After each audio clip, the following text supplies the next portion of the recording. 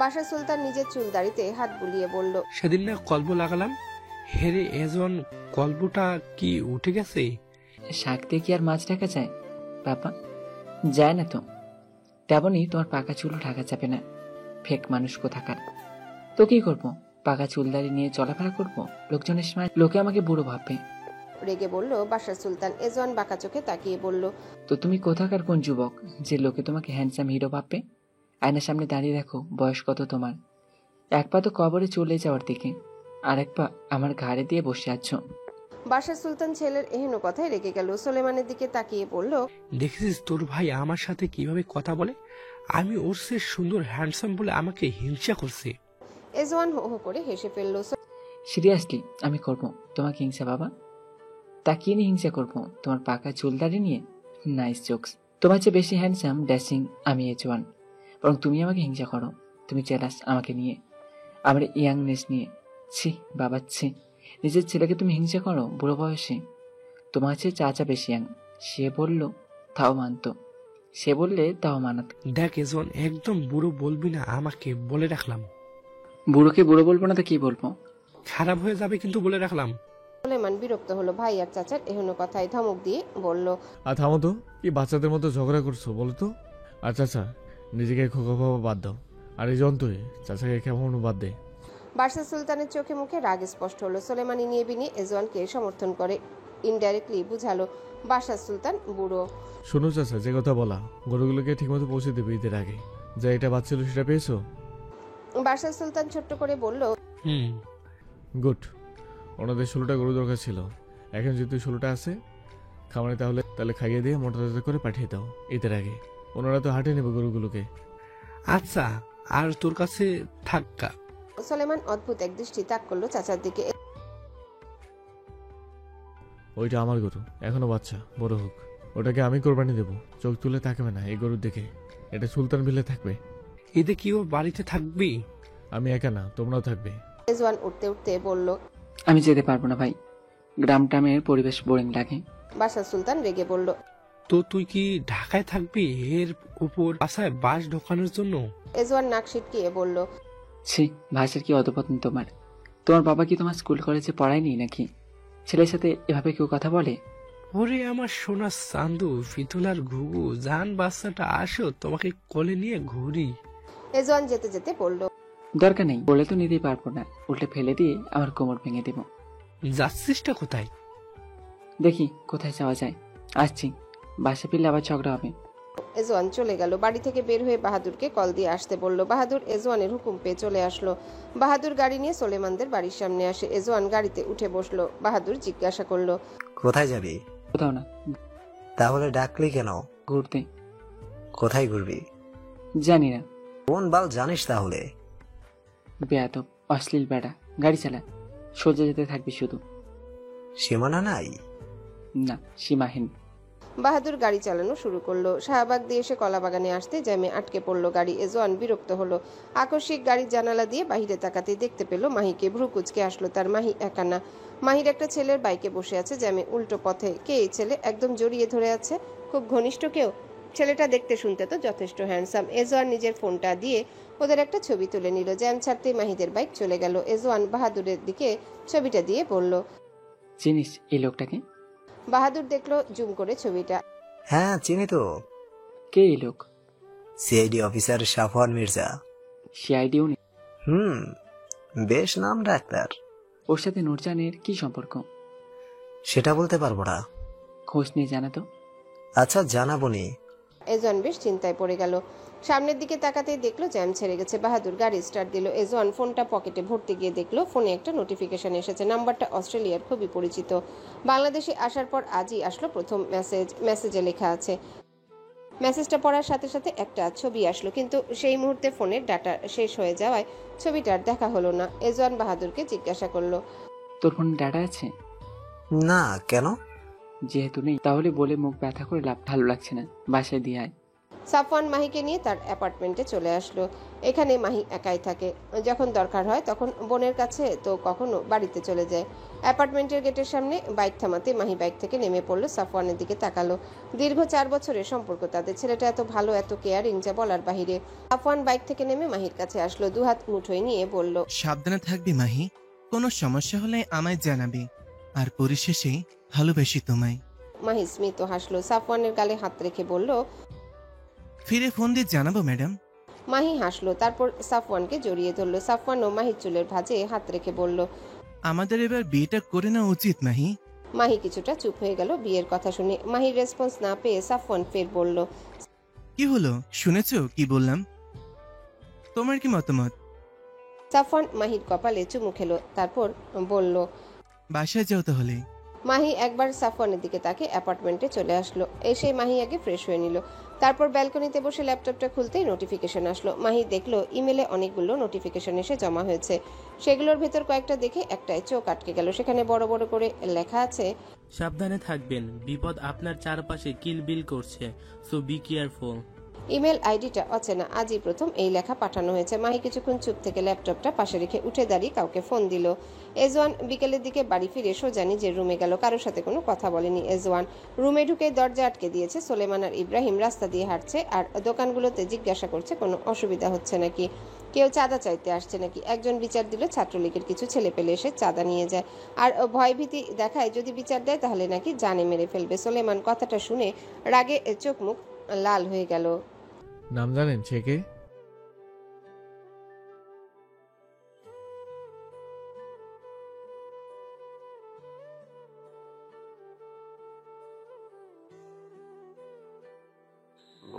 Future আর কেউ আসবে না চাঁদা নিতে, তার দায়িত্ব আমি নিলাম। সোলেমান ইব্রাহিমের দিকে তাকিয়ে বলল। ছাত্রলীগের বল্টুকে আবার ধরনের ব্যবস্থা করে ক্লাবে চাঁদা ওর পাশা দিয়ে ভরাবো আমি। ইব্রাহিম পকেট থেকে ফোনটা বের করে ইয়াসিনকে ফোন করে বল্টু নামের ছেলেটাকে ধরে ক্লাবে নিয়ে আসতে বলল। ইয়াসিনের সাথে কথা বলার মাঝে ইব্রাহিম দেখলো সোলেমান কিছুটা এগিয়ে গিয়েছে। ইব্রাহিম ফোনটা কেটে হাঁটা ধরতে আকস্মিক পেছন থেকে এক ডাক শুনে চমকে গেল। পুরুষালী গলায় কে উর্মি বলে কাউকে ডাকছে। উর্মি? সোলেমানের বউয়ের বান্ধবীটার নাম উর্মি না? মেয়েটা কি ঢাকা এসেছে? ইব্রাহিম চকিতে ঘাড় ঘুরিয়ে তাকালো, দেখলো এক ছেলে অন্য একটা মেয়েকে উর্মি বলে ডাকছে। ইব্রাহিম তপ্ত শ্বাস ফেললো, আশ্চর্য হলো নিজের করা কর্মকাণ্ডে। মেয়েটার নাম শুনতে এমন দাঁড়িয়ে গেল কেন সে? ইব্রাহিম সকল চিন্তাগুলো একসাথে ডাস্টবিনে ফেলে হাঁটা ধরলো। ইয়াসিন ঠিক সন্ধ্যা 7টার দিকে বল্টু নামের ছেলেটাকে খুঁজে নিয়ে এসেছে ক্লাবে।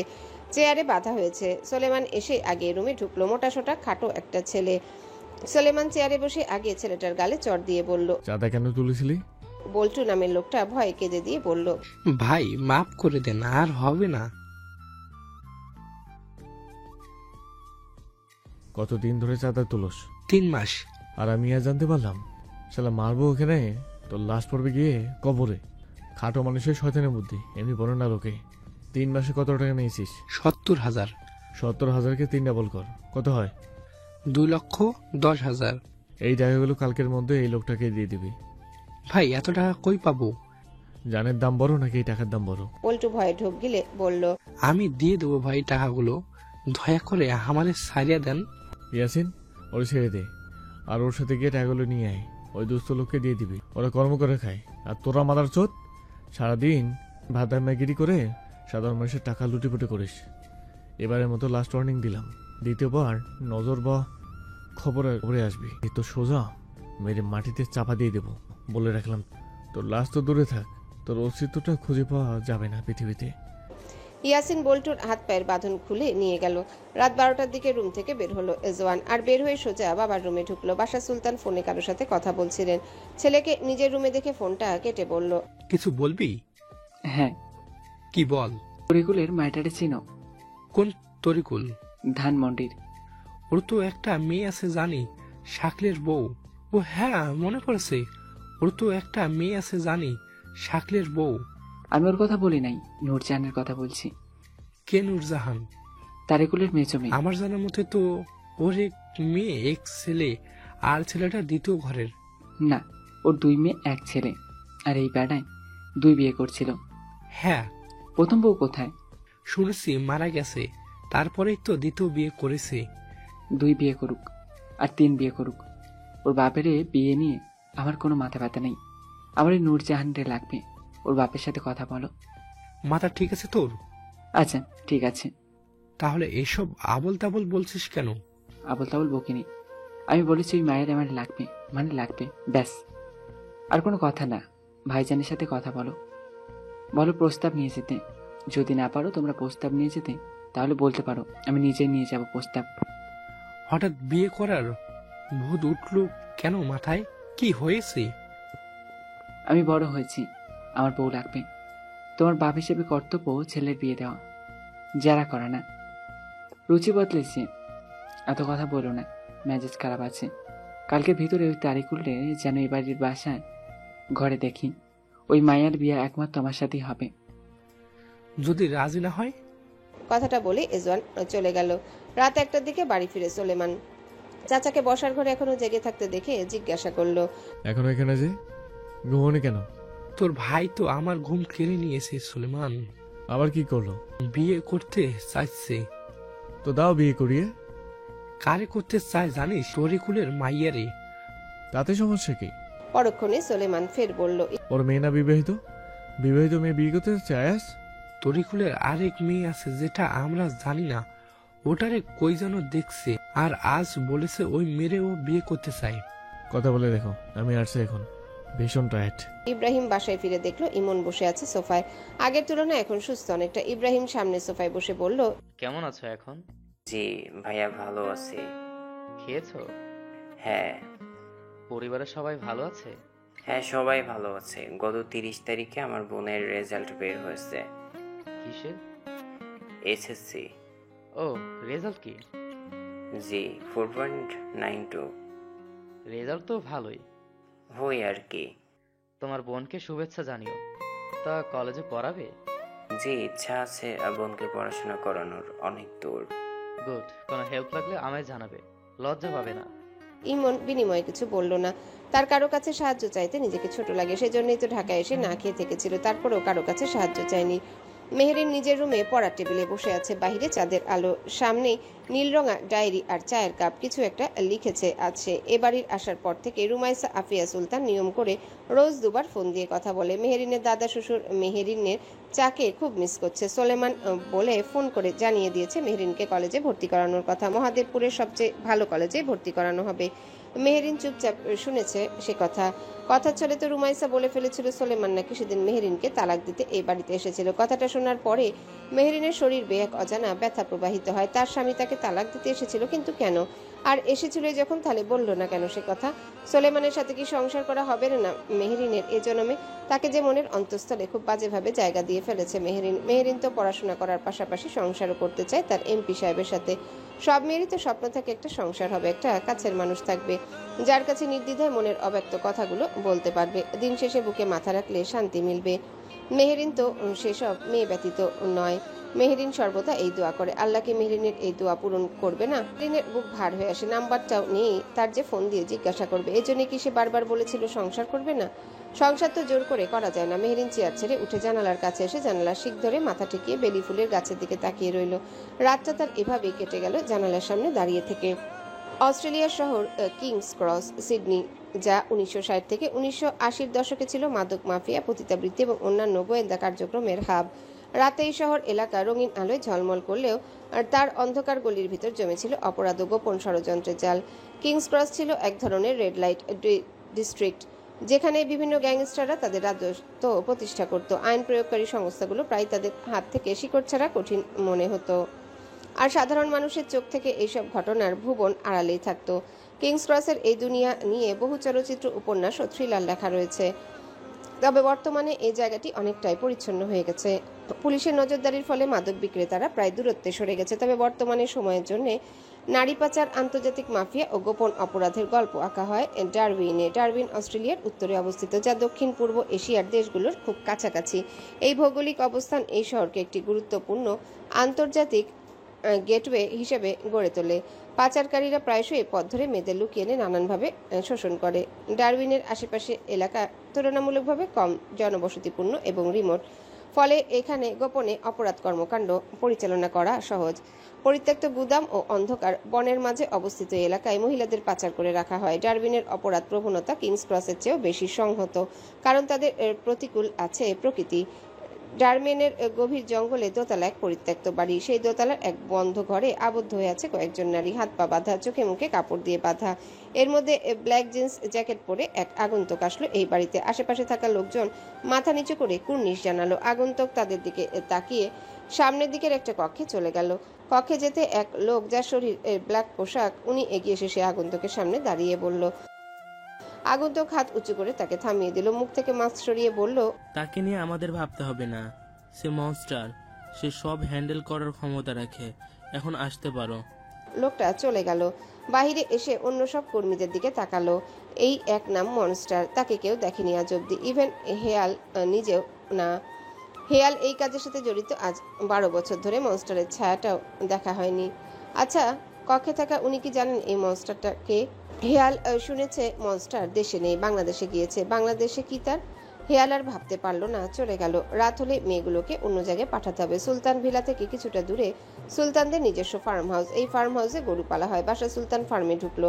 16টা গরু একে একে গাড়িতে তোলা হচ্ছে, সবগুলো দেশি গরু। গরুগুলো কাঙ্ক্ষিত জায়গায় পাঠানো হবে আজ, এবং সেই গরুগুলো ঈদের আগ দিয়ে গাবতলী হাটে বিক্রি করবে গরুর বর্তমান মালিকরা। বাসা সুলতান ফার্মের দেখভাল করা রফিককে কিছু টাকা দিল। ট্রাকটা চলে যেতে সে বাড়ি আসলো। মির্জা বাড়িটা টিএসসির কাছাকাছি। সাফওয়ানের বাবা শামসুল মির্জা একজন ঢাকা বিশ্ববিদ্যালয়ের কেমিস্ট্রি শিক্ষক, খুবই বিচক্ষণ, বাজবিচার করা মানুষ। সাফওয়ান খাবার খেতে তার বাবা শামসুল মির্জাকে বললেন তার আর মাহির বিয়ের কথা। শামসুল মির্জার বেশ বিরোধিতায় বিয়ে নিয়ে।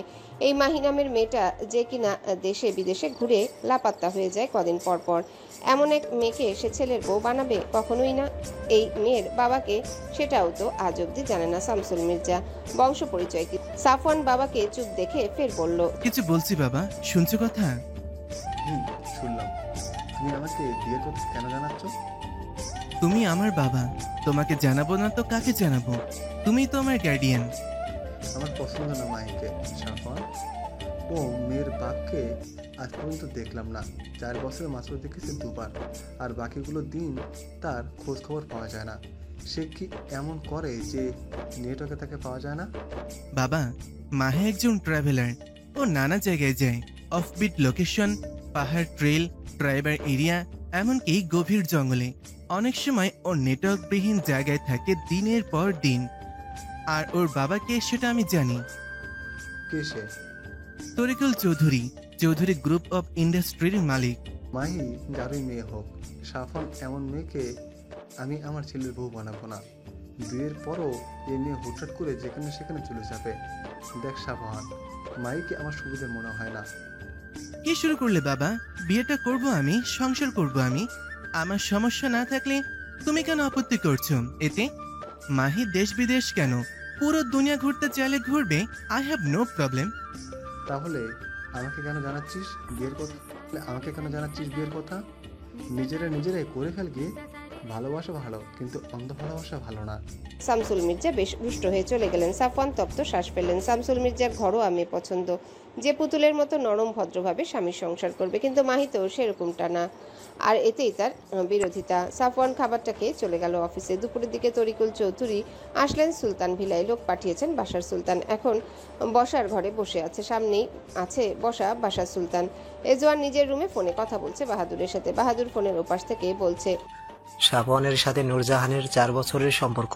শোনা গেছে তারা একে অপরকে ভালোবাসে, কিন্তু শাপওয়ানের বাবা শামসুল মির্জা নূরজাহানকে পছন্দ করে না। নূরজাহান খুব কমই বলে দেশে থাকে। এজওয়ান চুপচাপ সব শুনলো। কপালে 2 আঙ্গুল দিয়ে স্লাইড করতে করতে বলল, এই মেয়ের নামের সাথে তার কার্যকলাপের কোনো মিল নেই। নূরজাহান নামের মেয়েরা নম্র, শান্ত, ভদ্র, সভ্য। এই মেয়ে তার বিপরীত। নূরজাহান নাম তার শুধু সার্টিফিকেটে, ডাকনাম মাহি, মাহি চৌধুরী। এজওয়ান বাঁকা হাসলো এবার। Now, the name suits the character. রাখছি, শ্বশুর মাসে এসেছেন, বিয়েটা পাকা করে আসি। এজওয়ান ফোনটা পকেটে ঢুকিয়ে নিচে আসলো। তরিকুল চৌধুরীর সামনে বসে বলল, যে জন্য আপনার ডাকা হয়েছে mister Tarikul Chowdhury, I want my at any cost. Tarikul Chowdhury ভ্রু কুচকালেন এজওয়ানের কথায়। এই ছেলে কি বলছে, মাহিকে চাই মানে? ঠিক বুঝলাম না। না, বোঝার মতন তো কিছুই বলিনি। বলেছি আপনার মেয়েকে আমার চাই। তরিকুল চৌধুরী নড়ে চড়ে বসে বললেন। কিসের জন্য বেড? তার আগে এজওয়ান তরিকুল চৌধুরী বলে থামিয়ে বলল, হুস নো মোর মেনি ওয়ার্ডস। আমি বিয়ে করতে চাই আপনার মেয়েকে। সরি টু সে, কিন্তু মাহির কোনো বিষয়ে আমি হস্তক্ষেপ করি না। সে তার নিজের মর্জিতে চলাফেরা করে। আমার আর তার মধ্যে আকাশ পাতাল দূরত্ব। আপনাকে হস্তক্ষেপ করতেও বলা হয়নি, জাস্ট জানানোর জন্য ডাকা হয়েছে। আমি শুনলাম আপনার মেয়ে কোন এক সিআইডির সাথে বলে প্রেম করছে। জানি না। কোন বাল জানেন তাহলে মেয়ের বিষয়? এজওয়ানের মুখে এমন বাক্য শুনে রাগ হলো তরিকুলের, কিন্তু মুখে তা প্রকাশ করলো না। একবার বলেছি ওর বিষয়ে আমি তেমন কিছুই জানি না। ও আমায় বাবা হিসেবে মানে না। কোন বাল জানেন তাহলে মেয়ের বিষয়? আপনাকে কি মানে না মানে আই ডোন্ট কেয়ার। আপনার মেয়েকে কাল নিজের বাসায় যে করে হোক আনবেন। আমার বাপ আর ভাইজান দেখতে যাবে। সুন্দর মতো শাড়ি পরে বসে রাখবেন। এটা আমার পক্ষে সম্ভব হবে না। সম্ভব না হলেও সম্ভব হবে। একটা মেয়ে এতটাও বাপ হেটার হয় না। মনে মনে ঠিকই মেহাব্বত আছে। কোনো মহব্বত নেই। শরীর ভরা কারেন্ট। এজওয়ান সামনে থাকা ফুলদানিতে লাথি মেরে বলল, এ চুপ। মেয়ে হয় তোর, কারেন্ট কি শব্দ? এসব বললে বলবো আমি তোর মেয়েকে। তুই কেন বললি? এজওয়ানের মুখে তুই তোকারি শুনে তরিকুল চৌধুরী এবার বসা থেকে উঠে দাঁড়ালো। আমি আসছি। যাচ্ছিস যা। কাল যেন দুপুরে তোর বাড়ি গিয়ে তোর মেয়েকে পাই। তা না হলে তোর বাড়িতেই তোকে পুঁতে রেখে আসবো। হাত আমার ভীষণ পাকা এসবে। তরিকুল চৌধুরী চলে গেল। বাসার সুলতান এতক্ষণ চুপচাপ ছিলেন, এবার কিছু বলে উঠলেন। বুঝলাম না কি হয়েছে, কি তোর ওর মেয়ের মাঝে কি আছে? ওই মেয়ে তো শুনেছি প্রেম করে, তাহলে কেন তুই এসব করছিস? বিকজ আমার তাকে লাগবে। কিসের জন্য লাগবে তোর? 5 বছরের বাচ্চা নাও যে বোঝো বউ কিসের জন্য লাগে। এতদিন বউ ছাড়া ছিলি না? ছিলাম, কিন্তু এখন আর থাকতে পারছি না। তাই ছেলের বিয়েতে ঝগড়া দেওয়ার চেষ্টা করো না। নিজের মতো বাঁচো আর আমাকেও বাঁচতে দাও। এজওয়ান চলে গেল। তরিকুল চৌধুরী বাসায় এসে চিন্তায় পড়ে গেল। এই ছেলে যখন একবার বলেছে মাহির কথা, মাহিকে যে করেই হোক এ বাড়িতে আনতেই হবে। কিন্তু তরিকুল চৌধুরী তো বলতে পারবে না, তার ফোনই তো রিসিভ করবে না। সেজন্য বড় মেয়েকে ফোন করলো। মোহনা বসে বসে আপেল খাচ্ছিল। প্রেগন্যান্সির 9 মাস মোহনার। এই সময় বাবার ফোন পেয়ে কিছুটা মুখের ভঙ্গিমা চেঞ্জ হলো।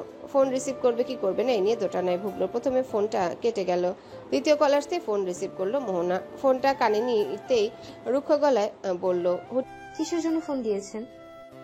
দরকারি ফোন দেওয়া হয়েছে। আমার সাথে কি দরকার আপনার?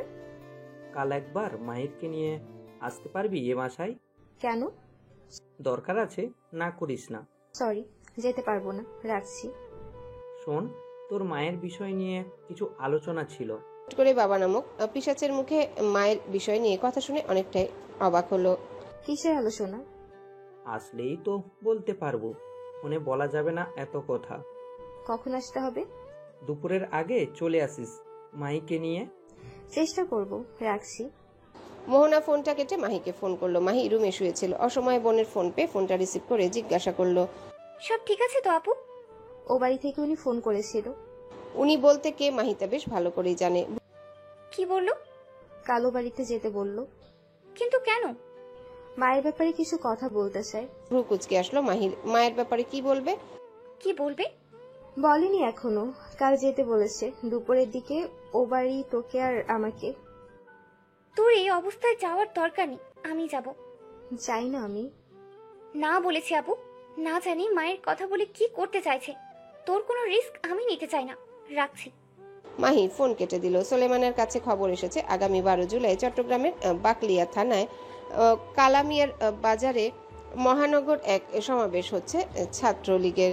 সমাবেশের মূল কারণ হচ্ছে শিবিরের হামলা, সন্ত্রাস, অস্ত্রবাজি ও ক্যাম্পাস দখলের। আজ 6 তারিখ, আজ 6 দিন পরে হবে এই সমাবেশ। সব নেতাকর্মীদের খবর পাঠানো হয়েছে। সোলেমান বিষয়টা শুনে তেমন কোনো প্রতিক্রিয়া করলো না। বিষয়টা হচ্ছে ছাত্রদের মাঝে, তাই সোলেমানের প্রতিক্রিয়া তেমন নেই। ইব্রাহিম খবরটা শুনে সোলেমানের কাছে আসলো। সোলেমান তখন নীরব হয়ে ফোন স্ক্রল করছিল। ইব্রাহিম চেয়ার টেনে বসে বলল, খবরটা শুনেছিস? শুনেছি। তোর কি মতামত এখানে? নাথিং। আমাদের ছাত্রলীগের লোকজন পাঠাবো? দরকার নেই, ওদের ঝামেলা ওরাই মেটাতে পারবে। তুই যখন ছাত্রলীগের নেতা ছিলি তখন তো দৌড়ে চলে যেতিস। তখনকার কথা আলাদা, তখন আমি ছিলাম ছাত্রলীগের নেতা। চাচা যেখানে বলেছে সেখানে ছুটে যেতাম। তারপর হলাম সিটি কর্পোরেশনের মেয়র, তুই হলি নেতা। চাচা তখন থেকে পাঠাতে শুরু করলো তোকে।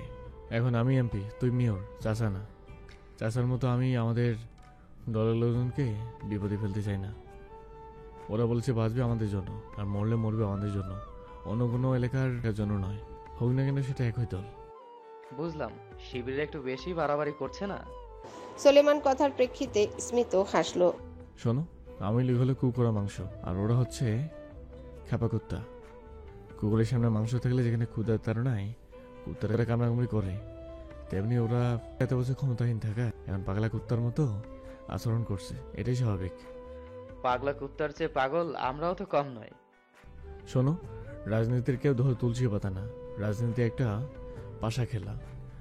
আমি একটা চাল দিব, আর প্রতিপক্ষ আরেকটা চাল দিবে, আর বন্ধু একটা চাল দিবে। আর রাজনীতির ধর্মই তো এটা। সড়ক মন্ত্রী কাল ডিনারে ডেকেছে, যাবি? মন্ত্রী যেহেতু ডেকেছে তাহলে যেতেই হয়। একজন সাধারণ ছাত্র থেকে হয়েছে ছাত্রলীগ নেতা, সেই নেতা থেকে হলাম মেয়র, মেয়র থেকে গত বছর হয়েছি এমপি। এবার নেক্সট টার্গেট হলো মন্ত্রী হওয়া। ক্ষমতার প্রচুর লোভ তোর সোলেমান। কারেক্ট। রাজনীতির মাঠে ক্ষমতা হাতের মুঠে আনতে হয়। যার ক্ষমতা যত তার বিস্তারতা তত। আর আমি হাডুডু কাবাডি খেলতে রাজনীতিতে আসিনি। রাজনীতিতে আসার পেছনে একটা বিস্তরের উদ্দেশ্য আছে। এই রাজনীতি যেভাবে আমার সব শেষ করেছে, সেই রাজনীতির উপর ভর করে আমি তাদের সবটা কিনে নেব। আর আমি ওই কুত্তার বাচ্চাদেরকে খুঁজে বের করব। অনেক বছর তো হলো, কোনো হদিশই তো পেলাম না সেই লোকের। তাই বলে হাল ছেড়ে দেবো আমি? যতদিন বেঁচে রবো ততদিন অবধি খুঁজে যাব। আর পেলে তার শরীরে তাজা টকবকে রক্ত দিয়ে সুলতান নিবেশের বাগানটা রাঙাবো। ঠিক সেভাবে যেভাবে 1994 সালে সেই রাতে সুলতান নিবাস রক্তাক্ত ছিল। পরের দিন দুপুরে মাহি আসে চৌধুরী বাড়িতে। তরিকুল চৌধুরী অপেক্ষায় ছিল মেয়ের। এসে বসার ঘরে বসে তরিকুল চৌধুরীর চোখে চোখ রেখে জিজ্ঞাসা করে, কি বলার জন্য ডেকেছেন? তরিকুল চৌধুরী দরজার দিকে তাকালো। মাহি তা দেখে বলল, আসেনি, আমি একা এসেছি। বলুন, কি বলতে চান? তরিকুল চৌধুরী পাশ থেকে একটা প্যাকেট বাড়িয়ে দিল। মাহি ভ্রু কুচকালো। এতে শাড়ি আছে, পরে আয়। শাড়ি? সেটা পরবে তো আবার মাহি? ফাজলামো করছেন? মেইন পয়েন্টে আসুন। মায়ের ব্যাপারে কি বলতে চান বলুন।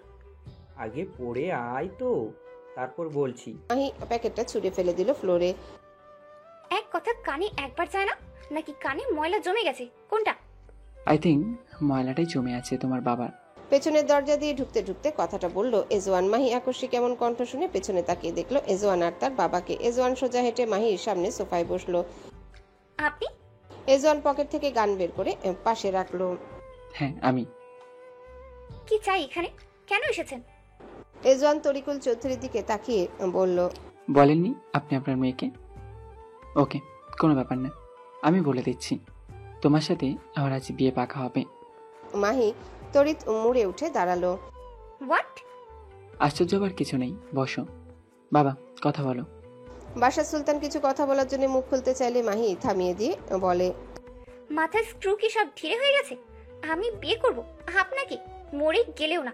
এজওয়ান পাশ থেকে গানটা নিয়ে মাহির দিকে তাক করে বলল, তাহলে তুই মরেই যা।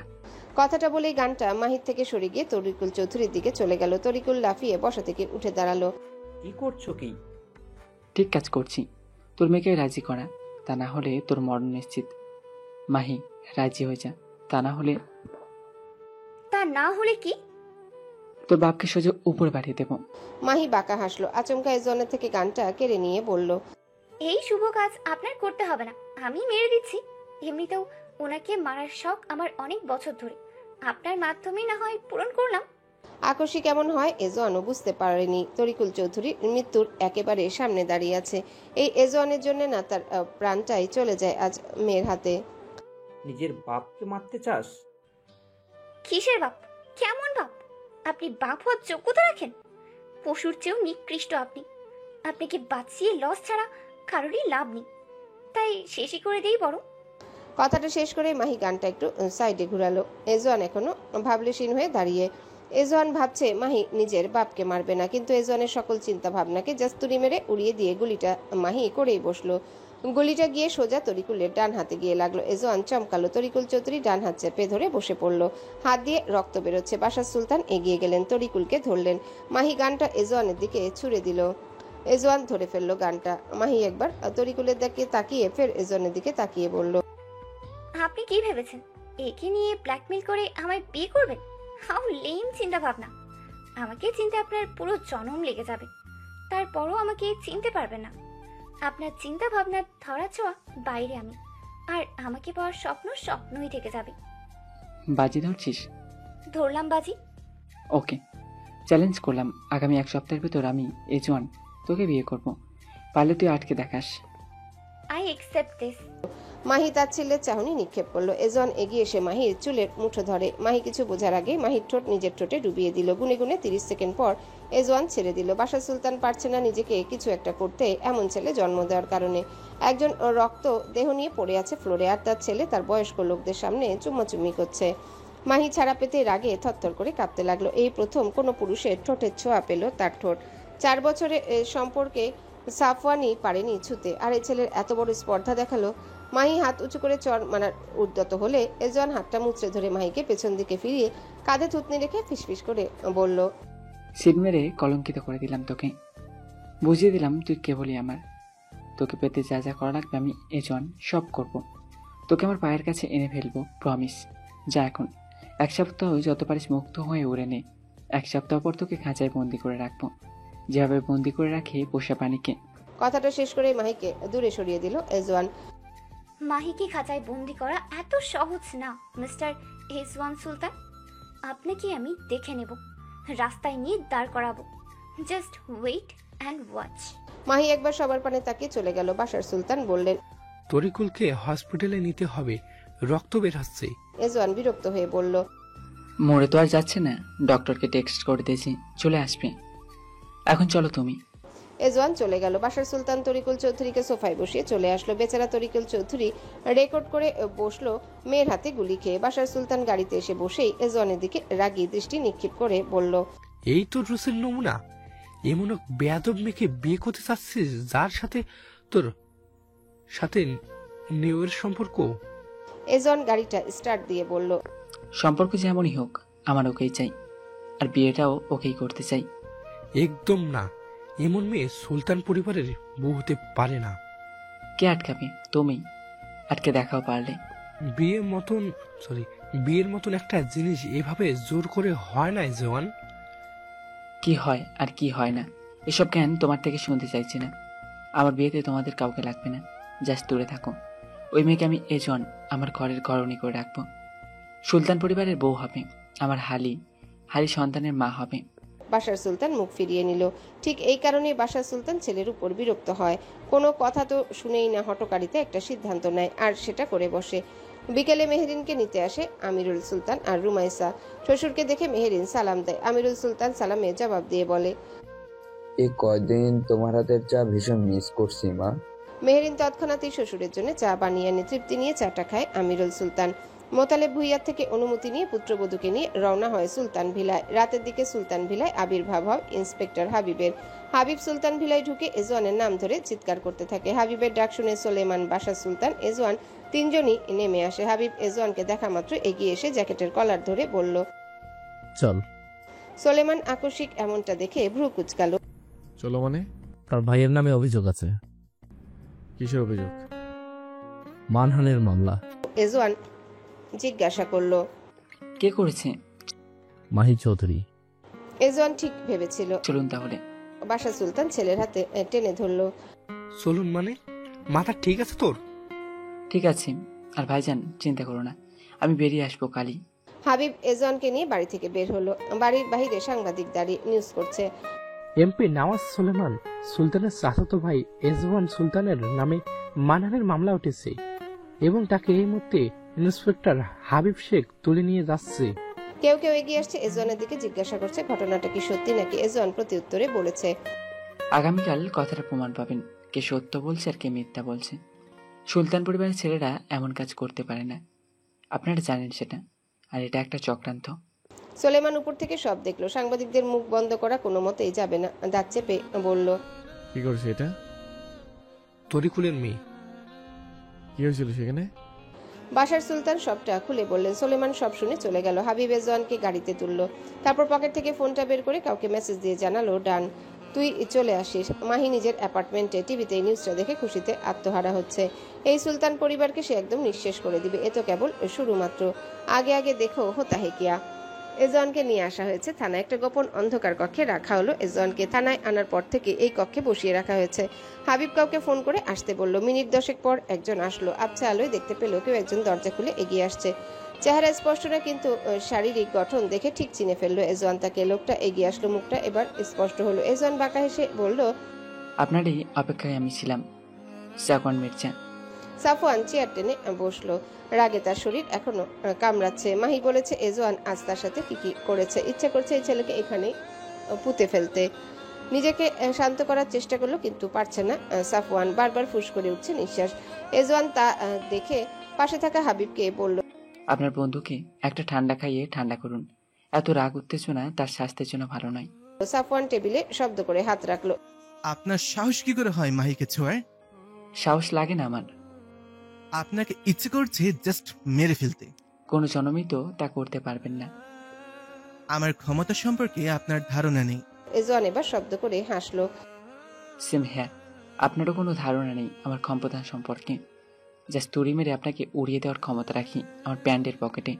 কথাটা শুনেই সাফওয়ানের শরীর জ্বলে উঠলো। সহসা চর বসালো এজওয়ানের গালে। সাথে সাথে কালচে রং ধারণ করলো ঠোঁটের কিনারায়। এই 27 বছরের জীবনের প্রথম কেউ এজওয়ানকে মারলো, আর সেটা একমাত্র মাহির জন্য। আগে কেউ মারা তো দূরে থাক, মুখ থেকে মারার শব্দ বের করলে এজওয়ান তার শ্বাস আটকে নিত।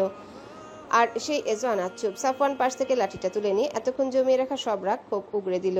অবাক করার বিষয়, এজওয়ান একটা টু শব্দ করেনি, শক্ত হয়ে বসেছিল আর অদ্ভুত এক দৃষ্টি নিয়ে সাফওয়ানকে দেখছিল। এজওয়ান সাফওয়ানকে বাধা দেওয়ার কোনো চেষ্টাও করেনি, উল্টো সাফওয়ান হাঁপিয়ে গেল। এজওয়ানের জায়গায় অন্য কেউ থাকলে এতক্ষণ চিৎকার করতো তীব্র যন্ত্রণায়। মারার শেষে এজওয়ান শুধু একটা কথাই বলল সাফওয়ানকে, আর সেটা হলো, তুলে রাখলাম আজকের দিনটা, সুদে আসলে ফেরত দেব দ্বিগুণের চেয়েও দ্বিগুণ হয়ে, মিস্টার মির্জা। হ্যালো বন্ধুরা, পরবর্তী পার্ট খুব তাড়াতাড়ি আসবে, তো সবাই অপেক্ষায় থাকো। আর চ্যানেলটি যারা এখনো সাবস্ক্রাইব করোনি তারা পরবর্তী পার্ট দেখার জন্য চ্যানেলটি সাবস্ক্রাইব করে রেখো। ধন্যবাদ সবাইকে, আমাদের সাথেই থেকো।